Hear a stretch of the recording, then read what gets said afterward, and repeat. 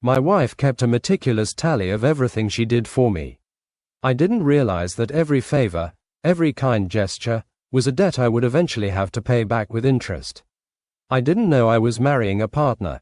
I was marrying an accountant. And her ledger was always balanced in her favor. In my profession as an architect, I understand the concept of a blueprint. Every element, no matter how small, has a purpose. Every beam, every wall, every window is designed to contribute to the overall structure. A good blueprint ensures that the building is not just functional, but harmonious. When I married Maya, I believed we were building such a blueprint for our life together. I believed in the harmony. I didn't realize that her blueprint was actually a meticulously maintained ledger, where every act of kindness was a line item, and every shared moment came with an invisible price tag. When we first met, Maya was enchanting. She was organized, efficient, and seemed to anticipate my needs before I even voiced them. She'd bring me coffee when I was pulling an all-nighter for a project.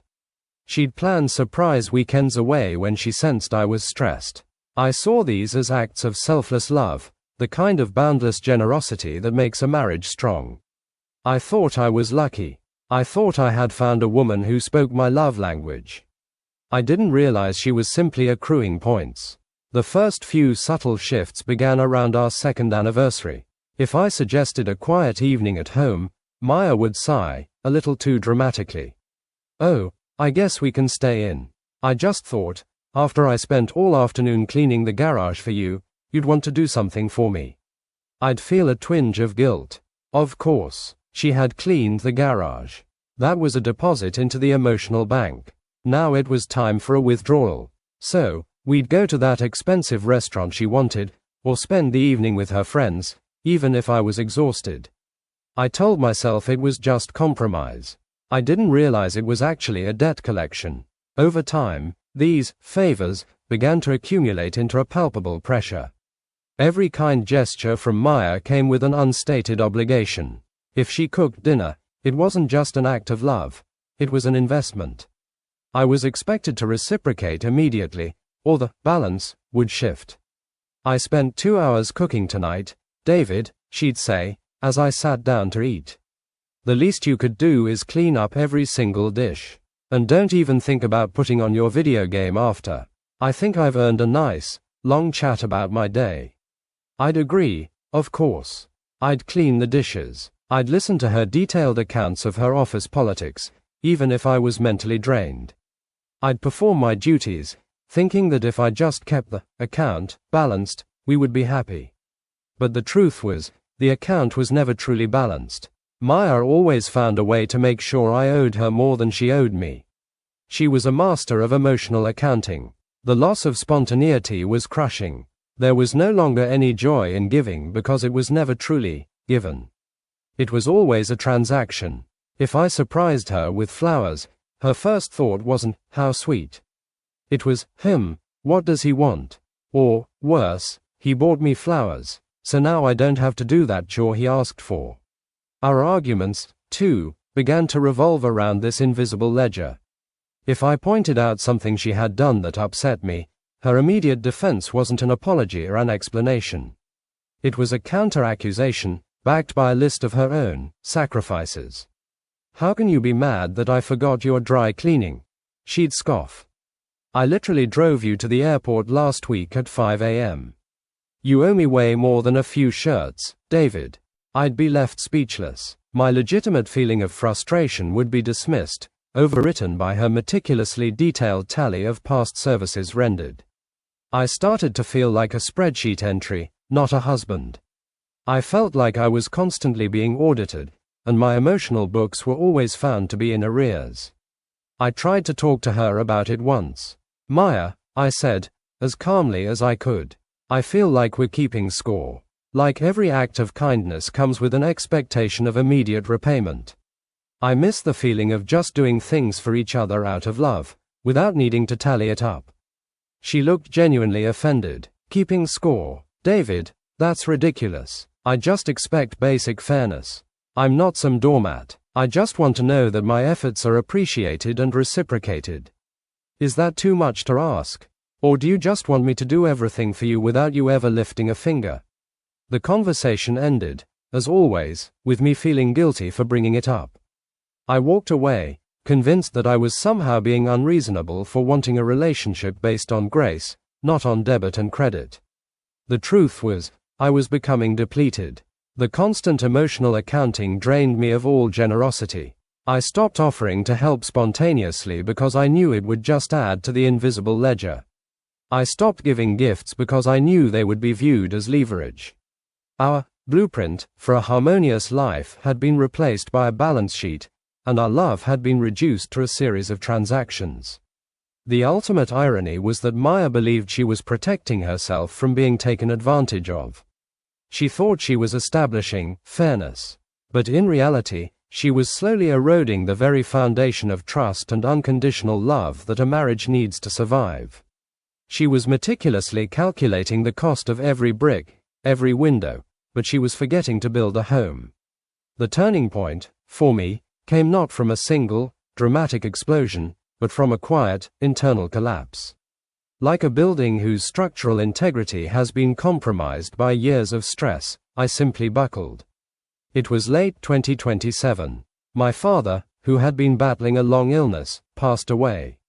It was devastating. He was my rock, my mentor, the man who taught me how to sketch my first blueprint. I felt adrift, rudderless. My work suffered. My energy vanished. I was in a profound state of grief. I needed comfort. I needed my wife to just be there. I needed her to hold me, to tell me it was okay, to simply exist as a source of unconditional support without any expectation. I needed grace. For the first few days, Maya was present. She attended the funeral, she offered perfunctory condolences, she even made a casserole. But even in my fog of grief, I could feel the invisible tally growing. I could feel her resentment brewing beneath the surface, a silent timer ticking down until she would demand repayment for her sacrifices. One evening, about a week after the funeral, I was sitting on the sofa, staring blankly at the wall. I hadn't eaten much all day. I hadn't showered. I was just numb. Maya walked into the living room, holding her phone. She looked at me, her expression hardening. "David," she said, her voice devoid of warmth. "Are you just going to sit there all night? I understand you're sad, but I've been handling everything myself for a week. I cancelled my Pilates class to drive your mother to the airport. I've done all the cooking and cleaning. I even organized the memorial service with your aunt, which took hours." I looked at her, my mind still hazy with grief. I waited for her to ask how I was, to offer a kind word. But her next sentence hit me like a cold, hard blast of air. "And honestly, I need you to start pulling your weight. I feel like I'm doing 90% of the emotional labor and getting nothing back. You haven't even asked me about my day since your dad passed. You used to be so good at balancing things out.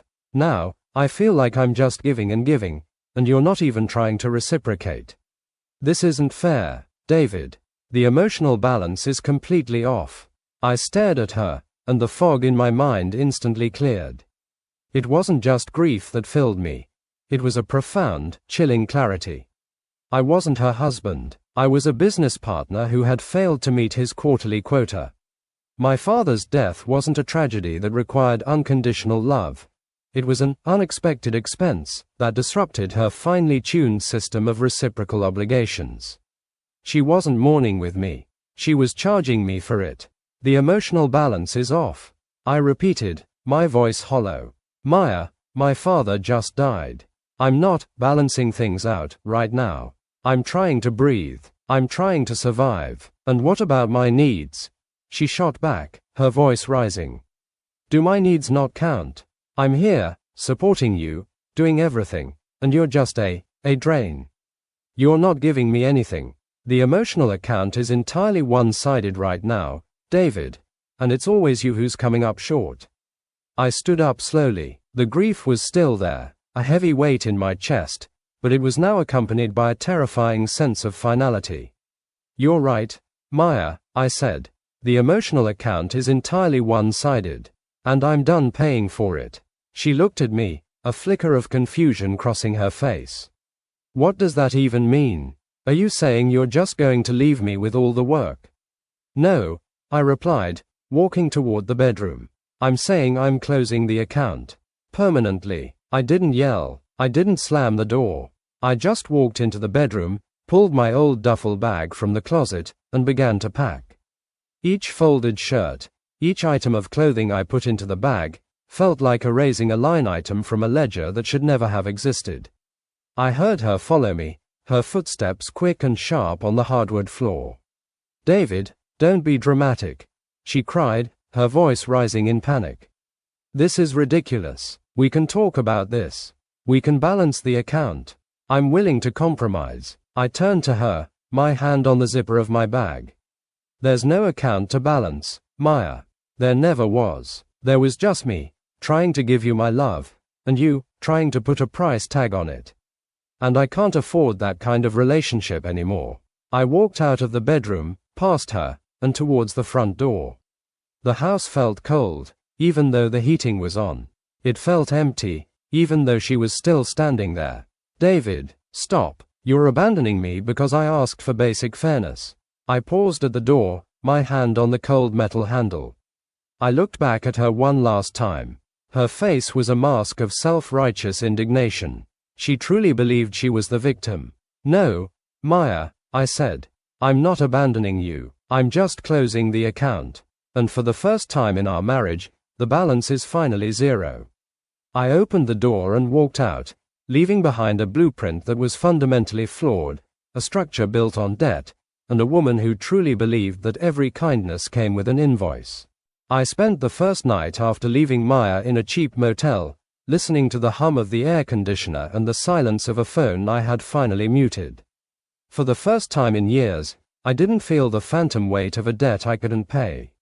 I was grieving my father, yes, but I was also realizing that for the last decade, I had been paying an emotional rent for a home that never truly belonged to me. The morning after I walked out, the messages started. Not messages of concern for my grief, or apologies for the coldness of her words. No, Maya's messages were line-item rebuttals. She sent me a long, formatted email, literally formatted like a spreadsheet, listing all the investments she had made in our marriage over the last 5 years. She listed the times she had supported my career moves. She listed the birthday parties she had organized. She even listed the specific amount of money she estimated she had saved us by couponing at the grocery store. At the bottom, in bold red letters, was her conclusion. After everything I have deposited into this life, you walking out now is the ultimate theft. You are leaving with a debt you can never repay. I sat on the edge of the motel bed, reading it twice. In my work as an architect, if I see a structural flaw in a building, I have to address it immediately, or the whole thing is a liability. Looking at that email, I finally saw the flaw in Maya. She didn't see love as a gift, she saw it as a loan. And in her mind, I was a delinquent debtor who had just declared bankruptcy. I didn't reply to the email. I couldn't. How do you argue with a person who views a marriage as a leveraged buyout? I moved into a small, furnished apartment closer to my firm. It was Spartan, white walls, a simple desk, and a window that overlooked a park. It was the opposite of the house I had shared with Maya, which was filled with expensive things she had bought and then billed me for in the form of expected gratitude. Here, in the quiet, I started to do my own audit. Not of finances, but of my own soul. I realized that my confidence had been slowly eroded by the constant performance reviews. I had become a man who asked for permission to exist. I would find myself in the grocery store, reaching for a bag of coffee, and I'd freeze, wondering if this purchase would cost me an argument later. I was still living by her ledger, even though I had closed the book. 2 weeks into my separation, Maya demanded a meeting to settle the accounts. She insisted we meet at her house, as she now called it, to discuss the division of assets. When I walked through the door, the air felt heavy. Maya was sitting at the dining room table with a laptop and a stack of folders. She looked professional, composed, and utterly cold. I've gone through the shared accounts, David, she said, not even looking up. Given that I put in more toward the down payment in 2022, and considering the uncompensated labor I've provided in managing our social calendar and household maintenance, I've calculated that I am entitled to 70% of the home equity. I sat down across from her. I didn't have a laptop. I didn't have folders. I just had the memory of my father's face and the crushing weight of the last few years. Maya, I said softly, do you hear yourself? You're talking about our life together like it's a liquidation sale. I'm talking about fairness, she snapped, finally looking at me. You think you can just walk out because you're sad and leave me with the wreckage? You owe me for the years I spent building your image, David. You owe me for every dinner I hosted to impress your boss. You owe me for the emotional stability I provided while you were off designing your little buildings. But I looked up at her. She looked genuine, a little embarrassed, and completely human. It's just a sketch, I said, smiling, and the coffee actually adds a nice bit of texture to the page. Don't worry about it, it was an accident. She stayed for a minute, and we chatted about the weather and the neighborhood. When she left, there was no debt, no invoice, just a pleasant, 3-minute interaction between two people. It felt like a miracle. I realized then that Maya had turned me into a person who feared kindness because I feared the bill that came with it. She had weaponized generosity. That night, I received one final email from Maya. The divorce was final. She had kept the house, the car, and a significant portion of my savings. The email said, I hope you're happy with your free life, David. I've updated the final ledger. You ended up with nothing. I hope it was worth it. I looked at the empty apartment around me. I looked at the photo of my father on the desk. I looked at the blueprint of the house I was building for myself. I hit delete. I didn't end up with nothing, Maya. I ended up with the one thing you could never put a price on. I ended up with the truth. I'm no longer a client. I'm no longer a debtor. I'm just a man, standing on his own foundation, ready to build something that doesn't require a balance sheet to survive. The invoice has been paid in full, and the account is finally closed. They say that in business, you can have a perfect balance sheet and still go bankrupt if you run out of cash. In marriage, you can win every argument and collect every debt, but if you run out of grace, the whole thing is just a hollow shell. Maya won the divorce. She got the house, the equity, and the victory. But a year later, she realized that she was holding a handful of gold in a room where she was the only one left to breathe. It had been 14 months since I signed the final papers. My life as an architect had taken a turn I never expected. I stopped designing monuments to ego and started focusing on residential projects that prioritized the way families actually interacted. I became obsessed with flow, not just of air or light, but of connection. I realized that a kitchen island isn't just a granite slab. It's a place where a husband should be able to help his wife cook without feeling like he's performing a billable service. I was finally at peace. I was dating a woman named Sarah, a nurse who spent her days giving to people who could never pay her back. The first time I tried to balance the ledger with her, offering to pay for dinner because she had picked up my dry cleaning, she just laughed and squeezed my hand. David, she said, it's not a trade. I like you. I wanted to help. You don't owe me a steak for a trip to the cleaners. Just say thank you and kiss me. I had cried that night. Not out of sadness, but out of the sheer relief of being out of the debtor's prison Maya had built for me. But the final audit of my past life hadn't quite finished. I received a call from a mutual friend, Mark. He sounded hesitant. Hey David, I know you don't want to hear about Maya, but she's not doing well. She's been through 3 assistants at her firm in 6 months.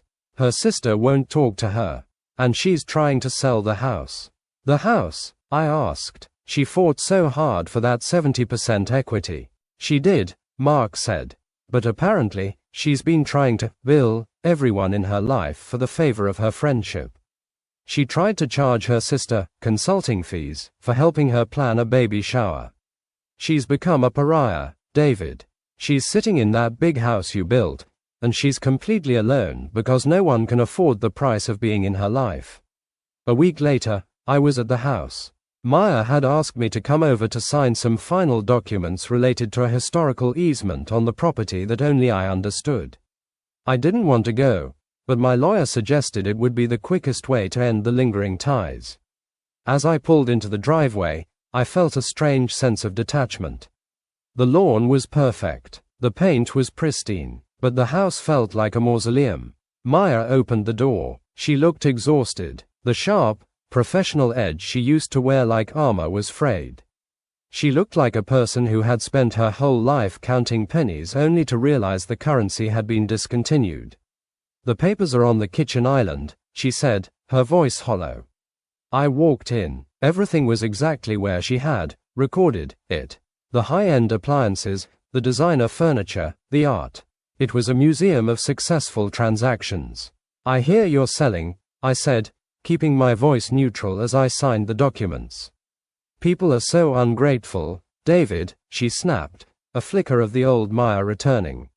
"I did so much for this neighborhood. I organized the block parties. I managed the Hoa disputes.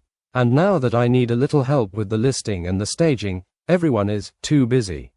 After all the deposits I made into their lives, they're all defaulting on me." I put the pen down and looked at her. I didn't feel anger. I didn't even feel the old guilt. I just felt a deep, structural pity. "Maya," I said, "they aren't defaulting. They just realized they were never your friends. They were your clients. And nobody wants to be on the clock when they're at a backyard barbecue. I was just being fair." She cried, her voice cracking. "I just wanted what I was owed. Why is that so wrong? Why am I the bad guy for wanting a balance?" "Because love isn't a balance sheet, Maya," I said, walking toward the door. "Love is a gift. If you give something expecting to be paid back, it's not a favor. It's a business deal, and you can't live in a business deal. You can only work in one. You built a perfect office, but you forgot to build a home." She stood there, surrounded by her 70% equity, looking smaller than I had ever seen her. "I have everything," she whispered, looking around the room. "I won the settlement. I kept the assets. I followed the ledger perfectly." "You did," I agreed, my hand on the doorknob. "You won the audit, Maya. But you lost the person who was willing to give you everything for free." I walked out of that house for the last time. As I drove away, I looked in the rearview mirror and saw her standing in the window, a silhouette in a house full of investments that would never love her back. 6 months later, the house sold. I heard she moved into a high-rise condo downtown, a clinical, modern space where everything is managed by a staff she pays. It's the perfect environment for her. Every interaction is a transaction. Every service is invoiced. There are no surprises, no spontaneity, no debts of the heart.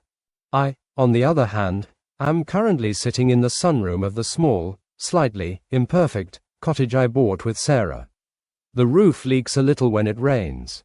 The garden is a mess of wild roses that we planted together just because we liked the smell. Last night, I accidentally broke a vintage vase that Sarah's grandmother had given her.